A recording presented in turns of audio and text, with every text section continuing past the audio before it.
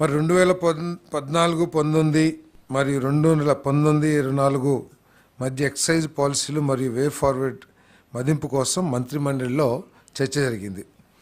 2014-19తో పోలిస్తే ప్రస్తుత policy framework లోపభూయిష్టంగా పారదర్శకంగా లేకుండా ఉండటం, అంతేకాకుండా పర్యవేక్షణలో కూడా అనేక విఫలమైన పునర్నిర్మాణం, నేరాలు మరియు ఆదాయ నష్టాలు పెరుగుదలకు దారితీశాయి.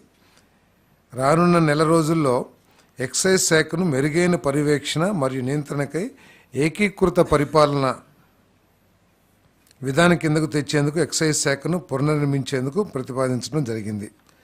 మద్యం రిటైల్ అమ్మకాలు, ప్రొక్యూర్మెంట్, క్వాలిటీ కంట్రోల్, ధరల నిర్ధారణకు విధానాలకు సంబంధించి ఇతర రాష్ట్రాలు, ముఖ్యంగా వేరే రాష్ట్రాల్లో ఎక్కడైతే మెరుగైన పాలసీలు ఉన్నాయో వాటి మీద స్టడీ చేయమని చెప్పేసి కూడా మరి మన ఆదేశించడం జరిగింది.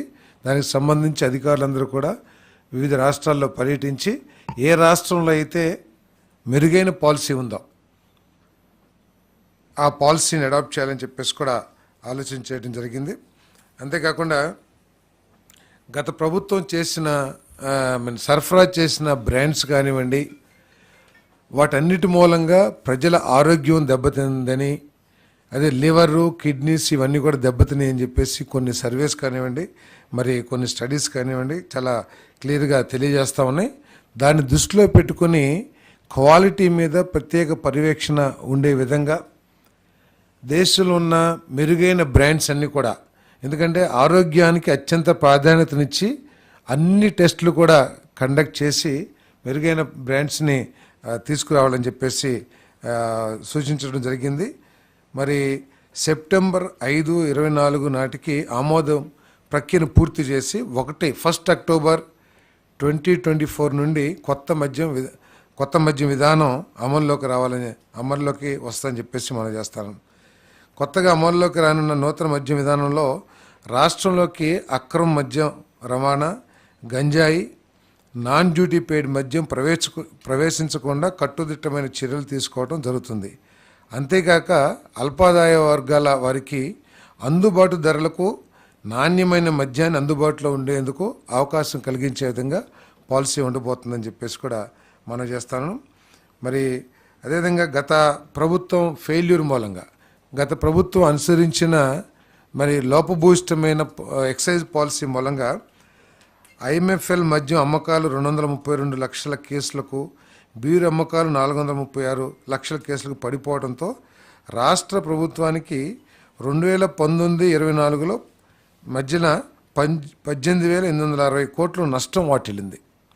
అంటే కేసెస్ తగ్గినాయి కాదు, ఇక్కడ ఏంటంటే ఇతర రాష్ట్రాల నుంచి మద్యం మన రాష్ట్రంలోకి రావటం మూలంగా, ఎందుకంటే సరైన బ్రాండ్లు కానివ్వండి లేదా అత్యధిక రేట్లకి ఒకప్పుడు 60 రూపాయలు 70 రూపాయలు ఉన్న చీప్ లిక్కర్ని ఈ 2019-24 మధ్యలో 120 నుంచి 200 రూపాయలకి అమ్మటం మూలంగా బయట నుంచి పక్కన మన బార్డర్ స్టేట్స్ ఏదైతే ఉన్నాయో తెలంగాణ కానివ్వండి, లేకపోతే కర్ణాటక కానివ్వండి, తమిళనాడు కానివ్వండి, అక్కడి నుంచి ఎక్కువగా నాన్ డ్యూటీ పెయిడ్ లిక్కర్ అవన్నీ రావటం మూలంగా మనకు దాదాపు 18,860 కోట్లు నష్టం వాటిల్దని చెప్పేసి మనం చేస్తాను.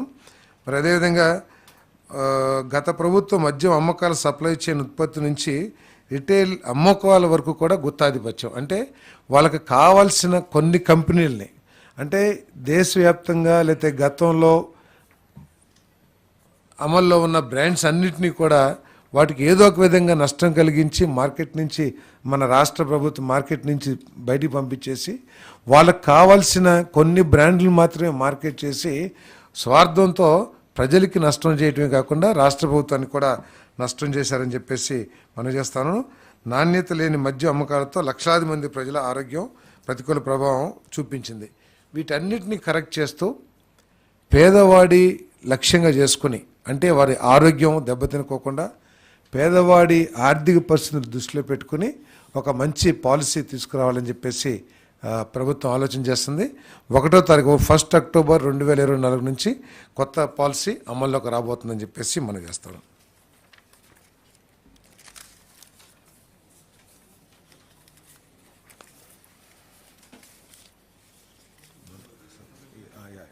He has given, no?